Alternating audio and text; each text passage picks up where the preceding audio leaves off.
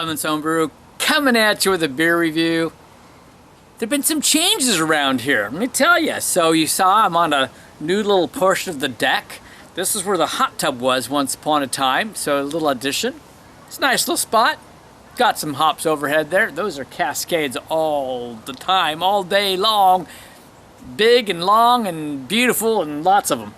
And so that's cool. Also, this may be my first beer review. Maybe not, maybe not. The grandsons have moved in. So 3 grandsons, 2, 5, and just turned 8 yesterday. So along with my son Colin. And so it's a house full and it's just good stuff. So we're just blessed and we will take each day as it is because it's busy now. Busy, let me tell you. And it's my new form of physical therapy for my back. And a huge congratulations to Nick and Katie Lesagor, affectionately known as the Legasaurs. Yesterday, August 24th, they had their firstborn, a son, and his name is Donovan Hugh Lesagor. That's right, and he was a whopper, Katie. Oh my Lord. And that's the same date we just celebrated my grandson Cameron's 8th birthday. So that makes it even more fun and special. That's pretty awesome. So fun stuff going on. Let's get into the beer review. All right, here we go. We're going with Revision Brewing. These guys are out of Sparks, Nevada. They've made a real splash on the scene as over this last year and a half or two. Some fun beers, and this one is a year round. This is their DIPA, their double IPA. It's called Doubled Up IPA, and this one features a lot of Simcoe hops and Mosaic hops, particularly a lot of dry hop and a lot of hops coming at the end of the boil and dry hopping, as I understand. It is 8% ABV, no complaints, and 75 IBUs. So let's get this cracked open. All right. Right into the glass, and there you see the bubbles rising up with a full 1-finger head. And boy, I gotta say that is one clear beer. Look at that. That's just a beauty. That's gorgeous. Gotta love that. Let's go for the nose. All right. Okay, so it's not like a punch in the face, but man, there's some great aromas right away. The first things that I picked up was to say that there was some orange quality, and then I got some piney quality, almost like very much a pine needle is what I want to say on the pine. And there was a hint of some tropicalness going on and some stone fruit. Light peach, mango, a hint of some dankness, a hint of some honey malt. I'm not sure on the tropical just yet. Well, I did say mango and just a hint of some pineapple. I want to say it's more of an orange, but there's some zesty type, quality. And I can't quite nail that down. It's more orange, so I want to say orange zest, but it almost seems like there's a splash of some lemon zest in it as well. There's probably some other stuff going on. The stone fruit, if I didn't say, is more on the peach end. I have had the fortunate situation of getting fresh peaches off the trees, which is wonderful this summer. So it has a nice scent, but it has a good backbone. There's some good malt quality going on, like I say, some honey malt and some other stuff going on. So we're gonna jump on in. Cheers.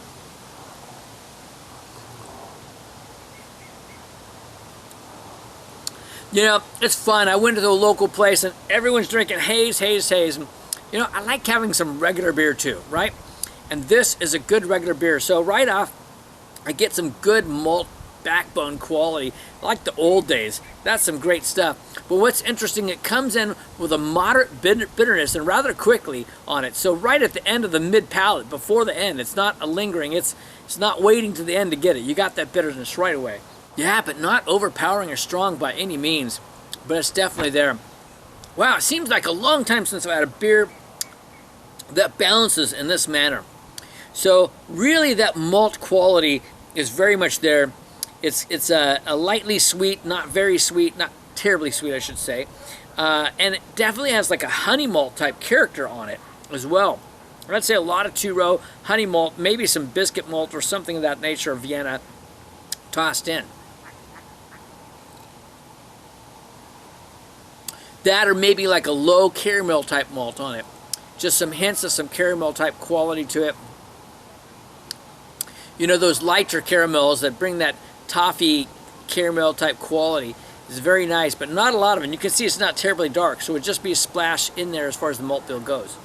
But that Simcoe and Mosaic, that's bringing in a nice balance. It's not like overpowering in one direction as far as the qualities go. It very much follows the nose. As far as the citrus aspects go on, it's not all orange. It's like an orange kind of tangerine-y type quality.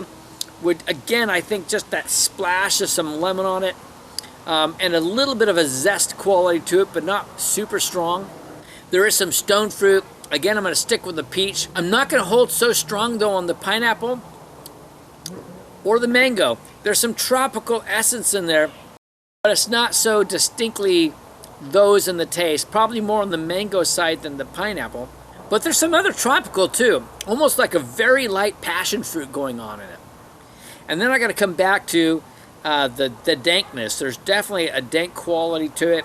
More dankness actually in the flavor than in the nose. And the pine quality is there, but it's more like dying or dead pine needles. It's not like bright pine needles, which struck me more in the nose. It's really, though, those might all sound like odd characteristics coming together to a novice, but I'll tell you what, there are really some nice, fun flavors coming together, and it's really a nice drinking beer. As far as the ABV, yeah, it's not completely hiding that 8%. If I had to have guessed, I would have said it was 7.5 to 8.5%, so yeah, not hidden at all, but it's a really nice beer. I'm going to take a little time with this, and I'll be back with some numbers. Another personal note, I'm really pleased. I had one session of physical therapy, but actually my back's doing pretty good. I've been pretty physically active, so I'll be working on strengthening that. And with having 3 little ones here for a month, I'd say I'm doing pretty good, considering. So real blessing there, and thanks for everyone that supported me along those lines. So doing good overall. This beer is doing good overall too, I gotta tell you. This is not like the one you write home about. Now, on the other hand, I gotta go back, I gotta just do it. I hate doing this, but if I were rating this back in 2011 when I first started doing beer reviews, this would have been a 95, easy, just done, over. I mean, this would have ranked with some of those really great beers. Today's market's a lot different. A lot different. So in terms of double IPAs,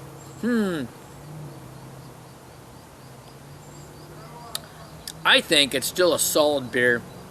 I'm giving it a 91. It's just really well crafted beer. This is a year-round offering from Revision Brewing. Well worth getting your hands on. Fun beer for sure. Overall,